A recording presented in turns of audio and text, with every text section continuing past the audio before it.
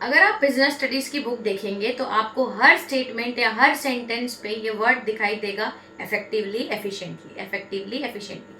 चाहे आप कोई भी चैप्टर पढ़ लीजिए, जो भी एक्सप्लेनेशन होगी लास्ट में इफेक्टिवली और एफिशिएंटली तो जरूर होगा। और बहुत सारे बच्चे कंफ्यूज होते हैं, कभी कभी केस स्टडी में आपको इन दो वर्ड के कारण केस स्टडी समझने में भी दिक्कत होती है। तो चलिए मैं समझाती हूँ। देखिए, अगर हम कोई भी काम करते हैं ना, तो उसके लिए दो चीजें जरूरी होती है। एक तो होता है टाइम, यानी कि वो काम टाइम पे कंप्लीट हो।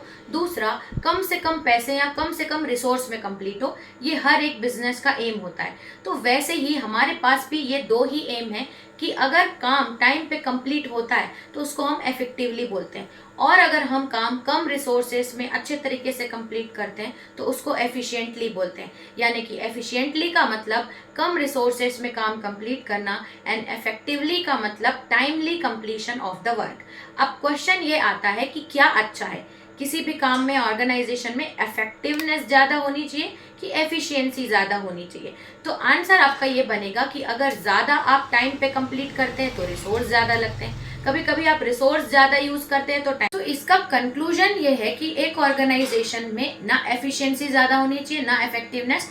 There should be balance between efficiency and effectiveness. I hope अब अगर आप केस स्टडी सॉल्व करेंगे या क्वेश्चन पढ़ेंगे तो आपको अच्छे से समझ में आएगा। Thanks for watching.